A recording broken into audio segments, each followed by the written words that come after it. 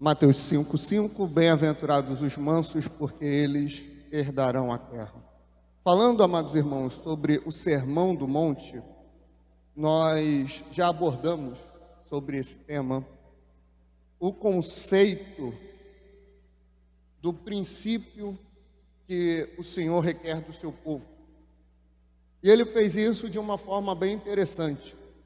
Nós sabemos que o Evangelho, relatado por Mateus, ele foi escrito para os judeus, com o propósito de provar e responder algumas questões a eles, que Jesus, ele é o Messias.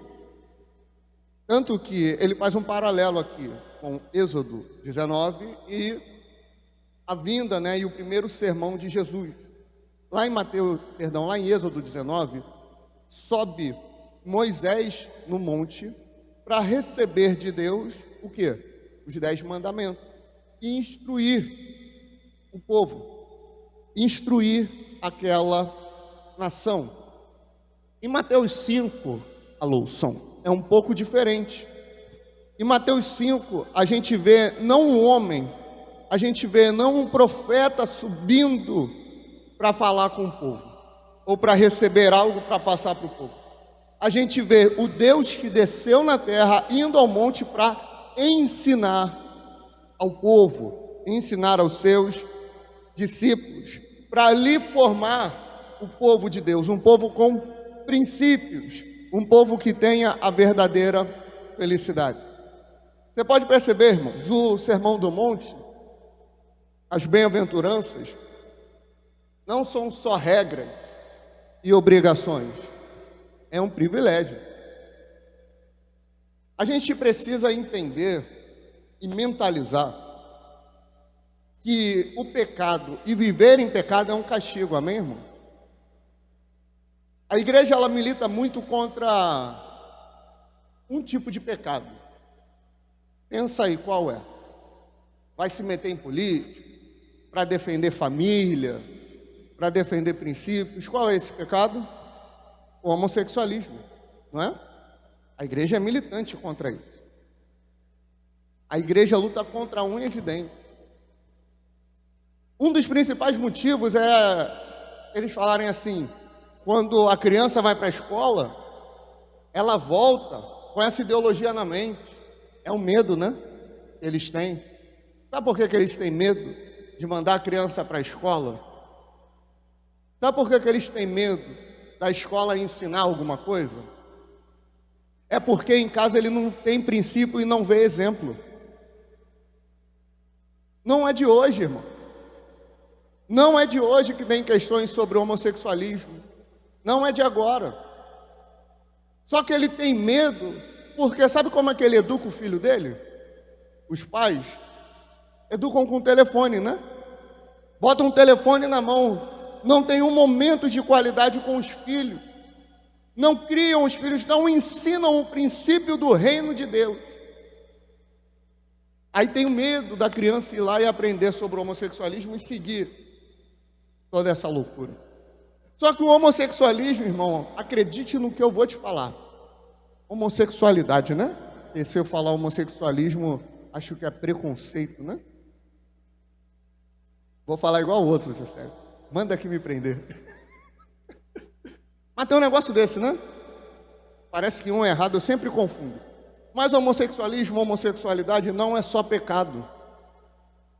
Homossexualismo e homossexualidade, ou homossexualidade, é um castigo da parte de Deus.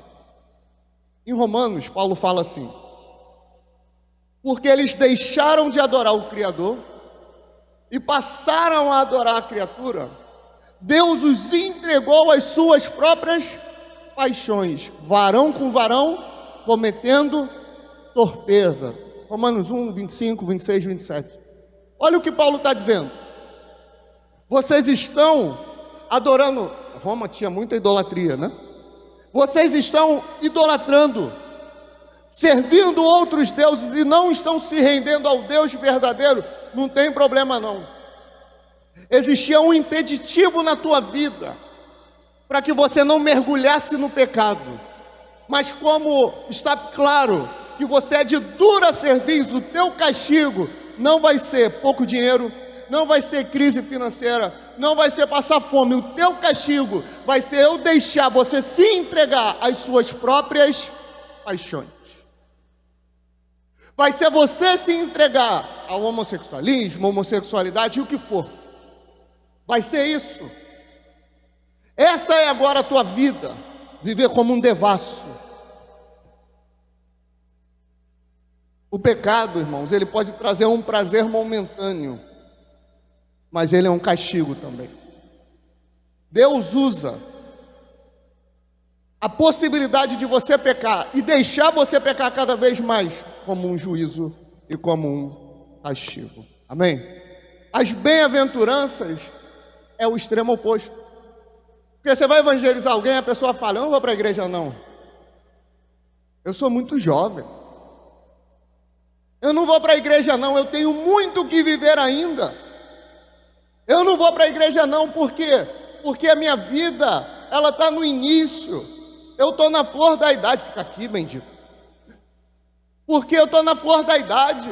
Eu quero, curtir mais quando eu estiver velhinho. Aí eu vou para a igreja.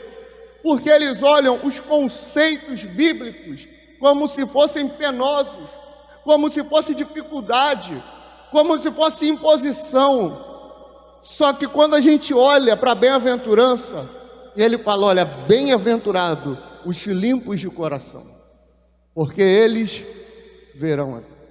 Aqueles que são limpos, eles são felizes. Aqueles que não têm mágoa, eles são felizes. Aqueles que perdoam, eles são felizes. Isso que é a bem-aventurança. Não é só um conjunto de regras para a gente viver encarcerado. É uma bênção, porque isso constata a libertação que nós temos. A libertação do pecado, a libertação do jugo, da maldade, a libertação da condenação eterna, a salvação. Essa é a verdadeira felicidade. Bem-aventurados os pobres de espírito, nós falamos sobre isso. Os pobres de espírito são aqueles que são humildes, aqueles que se humilham, aqueles que se entregam e conhecem a sua condição. E os que choram, eles choram porque reconhecem. Perceba que tem uma ordem lógica.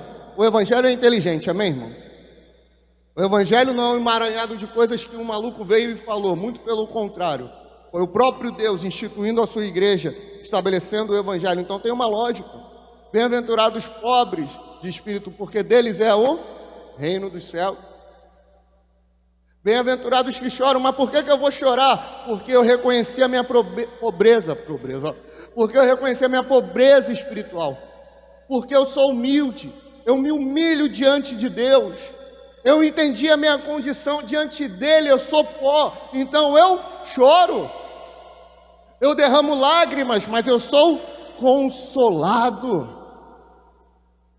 E aí vem os mansos, os judeus. Israel ansiava por um Messias revolucionário, um Messias que viria com força para libertar o povo judeu dos romanos de uma forma política militar. Eles visavam a restituição da glória de Israel. Os tempos de Davi, todo aquele reino e toda aquela glória, eles vislumbravam viver isso na chegada do Messias. Só que o Messias chegou e chocou eles.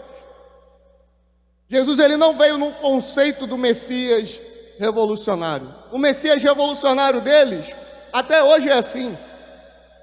O Messias deles, que eles queriam, que eles vislumbravam, é que ele chegaria sendo grande. Jesus chegou sendo humilde. E ele chegaria para ser forte, mas ele chegou chorando e se fez fraco. Que ele chegaria feroz, mas Jesus chegou manso e humilde de coração. A mansidão, amados, não é um traço de personalidade, mas é uma qualidade divina. A mansidão daqui é uma qualidade divina. O manso não é ser frouxo, folgado, apagado, medroso, indolente, uma pessoa que não enfrenta desafios. Não é isso, não é preguiçoso, não é aquela pessoa calma, aquela pessoa zen. Tem uma pessoa assim no nosso meio, Xandão, sabe ele? Tranquilo, o mundo caindo, irmãos, uma loucura. Ele me ligou há uns 7, 8 anos atrás, 9, não me lembro agora. Eu trabalhei com ele, né? Então ele tem a mania de me chamar de chefe. Chefe, tudo bem? Eu falei, tranquilo. Ele então, o nome da esposa dele é Jéssica, né? A Jéssica tá grávida. Eu, calma aí. Falando numa naturalidade. Eu, calma aí, eu tava varrendo a casa. Eu varro a casa mesmo? Vamos varrer a casa, amém? Sentei, calma aí, não deixa eu sentar, repete. E numa tranquilidade, tudo explodindo e ele na mais tranquila paz. Nada incomodando. Ele é manso, com uma característica da personalidade dele. Mas essa mansidão dele não é a mansidão que Jesus está falando aqui. Na verdade, olhando, a gente é uma igreja meio mansa, né? O pastor que é meio feroz, meio brabo, né? O Mateus é tranquilo, as senhoras são tranquilas, o irmão Mário é meio tranquilo, o irmão Everaldo, a irmã Alessandra, a revirada dos olhos da irmã Alessandra me disse tudo. Todo mundo tranquilo aqui, o pastor que é meio feroz. Só que essa tranquilidade que a maior parte da igreja tem, não é essa mansidão. A mansidão que Jesus está falando é outra coisa. A mansidão, ela vem de um termo grego que não necessariamente é de uma pessoa calma. A mansidão que Jesus está falando é quando um animal feroz, ele é domado. É quando um leão, ele é domesticado. Essa é a mansidão que Jesus está falando aqui, que me lembra muito uma parte do fruto do Espírito chamada domínio próprio. Tiago 1, 19 a 21. Portanto, meus amados irmãos, todo homem seja pronto para ouvir, tardio para falar, tardio para se irar, porque a ira do homem não opera a justiça de Deus. Por isso, rejeitando presta atenção, toda imundícia e superfluidade da malícia, recebei com mansidão a palavra em vós enxertada, a qual pode salvar as vossas almas. Ou seja, domine a fera selvagem, domine esse leão, não se deixe abalar, porque nós somos humildes de espírito, ou seja, reconhecemos e temos convicção do que nós somos. Por isso não podemos deixar a fera sair. Mas o que é essa fera? A gente tem um exemplo aqui em Números 12, de 1 a 7. E falaram Miriam e Arão contra Moisés por causa da mulher Cusita, ou Cusita, com quem casara, porquanto tinha casado com uma mulher Cusita. E disseram, porventura falou o Senhor somente por Moisés? Não falou também por nós? E o Senhor o ouviu. Agora, ó, preste bem atenção. Moisés era o intercessor do povo. Moisés recebia a palavra de Deus e comunicava ao povo. Nesse momento, não alguém do povo, irmão Everaldo. Nesse momento, não alguém que chegou agora. Nesse momento, não é alguém que conheceu Moisés ali há 2, 3, 4 semanas, há 1 ano. Chegou e questionou. Nesse momento, os irmãos de Moisés, que viram tudo o que Deus fez por meio de Moisés, chegou e falou, Deus fala só por meio de Moisés? Deus age só pelo meio de Moisés? Mas olha o que a Bíblia vai testemunhar em relação a ele. E era o homem Moisés, muito manso, mais do que todos os homens que havia sobre a terra. Moisés, ele teve um motivo ali. Moisés, ele poderia, seria lógico, ele explodir naquele momento. Ele acabar com a raça de todo mundo. Ele fez isso? Ele foi domesticado, ele dominou. Agora vamos lembrar, esse Moisés aqui quando ele vê um soldado egípcio batendo lá no compatriota seu, o que é que ele faz? Mata ele, esconde. Ele deixou lá atrás, quando ele não tinha um espírito, ele se deixou dominar da sua fera selvagem, ele se deixou dominar dos seus instintos, mas aqui, aonde não um compatriota, mas ele mesmo estava sendo afrontado, o que aconteceu? Nada. Ele dominou os seus instintos para glorificar Deus. E logo o Senhor disse a Moisés, a Arão e a Miriam: vós três saí à tenda da congregação. E saíram eles três.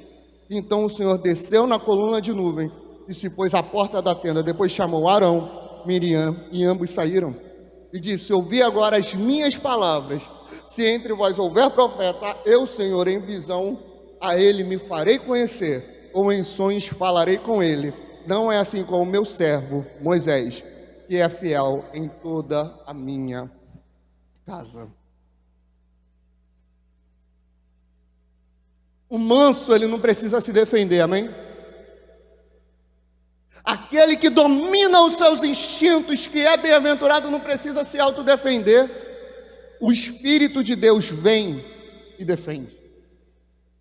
Olha, se tiver profeta aí no arraial, o próprio Deus falando, se tiver profeta aí, eu vou falar por meio de visão, mas com o meu servo Moisés eu falo face a face.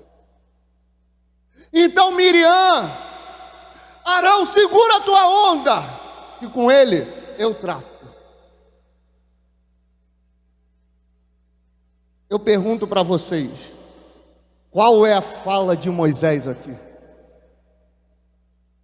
Qual é a defesa de Moisés aqui? Qual o argumento que Moisés usou? O manso não precisa se defender.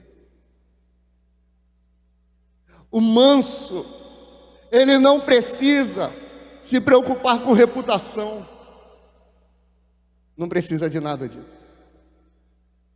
O próprio Deus o defende. Porque melhor é o que tarda em irar-se do que o poderoso, e o que controla o seu ânimo do que aquele que toma uma cidade. Provérbios 16, 32. Sabe o que Salomão está falando? Olha só. Melhor é você demorar em se irar do que ter alguém que é poderoso. É melhor você se controlar do que você ter um homem que é capaz de tomar toda uma cidade. A mansidão é a oposição ao maledicente e ao ódio que nutre ira e vingança ao próximo. O manso retribui o mal com o bem. Filipenses 2,6, que sendo em forma de Deus, não teve por usurpação tomar o lugar de Deus. Mateus 11, 28 a 30. Vinde a mim todos os que estáis cansados, oprimidos, e eu vos aliviarei. Tomai sobre vós o meu jugo e aprendei de mim, que sou manso e humilde de coração, e encontrareis o quê? Descanso para as vossas almas. Porque o meu jugo é suave e o meu fardo é leve. Quem é que está falando? Jesus. Manso e humilde de coração. O homem manso nem ao menos se sensibiliza consigo mesmo. Palavras de Martin Lloyd Jones. O homem manso não justifica, irmãos, seus erros pelo momento que ele está vivendo. Eu reagi assim, assim, assado, porque fizeram isso comigo. O manso não tem isso. Ele não fica tendo compaixão de si, ele não fica tendo pena de si mesmo. Ele domina, ele controla as suas ações. A mansidão é anulação própria. A mansidão é renúncia. Porque como um homem, como um animal perigoso e selvagem, ele já está domado. Você já leu o livro de Jó? Já leu? Jó, no capítulo 2, no verso 9, ele fala assim: então sua mulher lhe disse: ainda retens a tua sinceridade? Amaldiçoa a Deus e morre. Porém ele lhe disse: como fala qualquer doida, falas tu. Receberemos o bem de Deus e não receberemos o mal? Em tudo isto não pecou Jó com os seus lábios. Existem muitas questões e algumas atitudes de Jó e algumas falas, mas é porque ele não estava entendendo o que ele estava vivendo. Mas em nenhum momento Jó, ele se levantou contra Deus para que aquilo que estivesse acontecendo não pudesse acontecer. Ele foi domando, alguns momentos ele perde as estribeiras, ele faz orações a Deus mais contundentes, mas diante dos seus, ele mantém o controle emocional. E eu estou te falando, amados irmãos, de um controle de um homem que literalmente perdeu quase tudo, só não perdeu a esposa. E que esposa, né? Só que aí a gente olha e critica a esposa, né? Ela também perdeu o que ele perdeu. Ela também perdeu, só que ela entrou num desespero. Jó falou: tu fala como uma louca. Ele deu, ele tirou. Bendito seja o nome do Senhor. O comparativo, ela não tinha mansidão, ele tinha. Ele dominou os seus instintos. Aquele que já está caído não precisa temer a queda. John Bunyan. A mansidão sempre implica em um espírito que se deixa ensinar. Mais uma vez, Martin Lloyd Jones. A pessoa, irmão, que é do mundo, a pessoa que está na igreja e não se converteu, ela está caída. Ela não precisa temer a queda. Ela não precisa ter medo de não ter mansidão. É por isso que a bem-aventurança não fala, presta atenção, não é para falar para o mundo como o mundo tem que agir, é como a igreja age. A bênção da mansidão, a mansidão é uma bênção, amém? A bênção da mansidão está sobre aqueles que servem a Deus, sobre aqueles que foram chamados pelo nome do Senhor. A bênção está sobre eles, e os mansos, eles se deixam ensinar. Os mansos têm um coração ensinável. Você já viu? Geralmente, é engraçado isso, né? Porque você tem o idoso que acha que sabe tudo, só porque é idoso, só porque é mais velho. Não, eu tenho não sei quantos anos de vida, tenho não sei quantas experiências, e nananã, e pererê pão duro. Aí vem o jovem também, que acha que porque nasceu no meio da tecnologia, eu não sei, também acha que sabe tudo. É muita gente achando que sabe tudo. Aí você vai para a igreja, todo mundo tem opinião sobre tudo que você fala. Sobre a Bíblia toda, todo mundo tem. Todo mundo é teólogo. Nunca leu uma vírgula da Bíblia. Mas por quê? Não tem um coração ensinável. Não tem um espírito ensinável. Não é discipulável. Sabe o que você tem que refletir? Se você fosse pastor, você queria ter uma ovelha igual a você? Se você fosse pastor, como que você lidaria com uma ovelha que fosse a sua cópia? Aí você vai ver se você é discipulável ou não, se você é ensinável ou não. A mansidão sempre implica em um espírito que se deixa ensinar.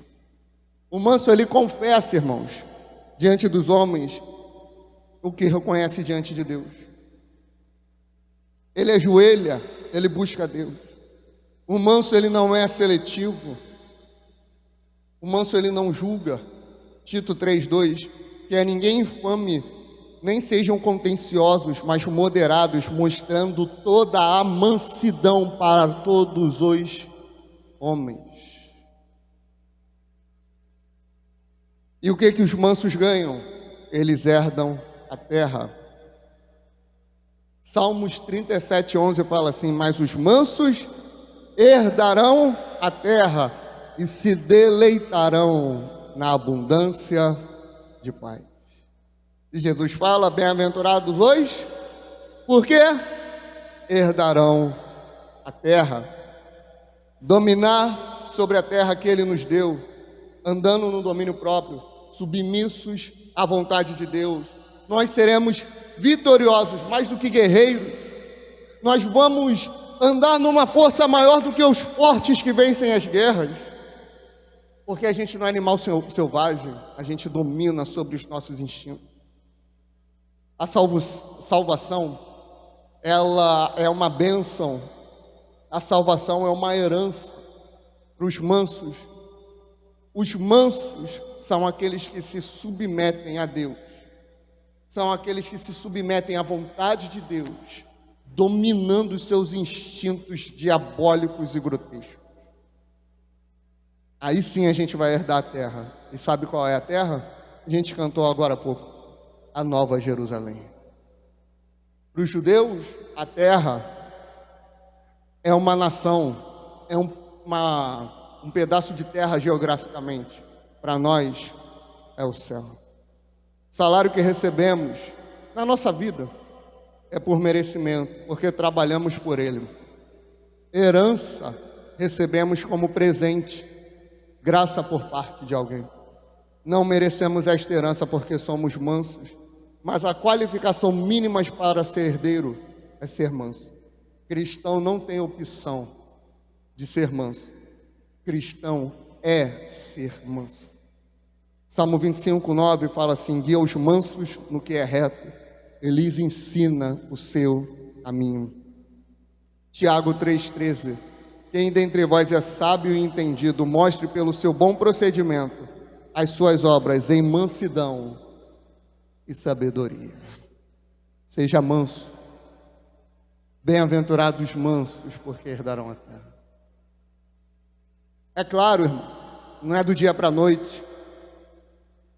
Mas assim como você busca melhorar, fluir nos dons, evangelizar, busque cada vez mais ser manso, dominando os seus instintos. O que é dominar os seus instintos? Tem problemas com pornografia, tem problemas com mulher, domina. Tem problema em se irar, domina. Tem problema em falar palavra torpe, domina. Tem problema com vício no celular, domina. E como é que eu vou dominar isso? Pelo poder do Espírito. A gente crê que Cristo nos deu poder para curar, para expulsar demônio, nos deu poder para pregar o Evangelho e as vidas se converterem, mas Ele também nos deu poder para dominar sobre os nossos instintos naturais. Ele nos deu poder para dominar sobre fera selvagem que tem no nosso coração. Ele nos deu esse poder, amados irmãos. Ele nos deu essa autoridade. Está sobre a minha vida e sobre a tua vida. Amém? Amém? Amém?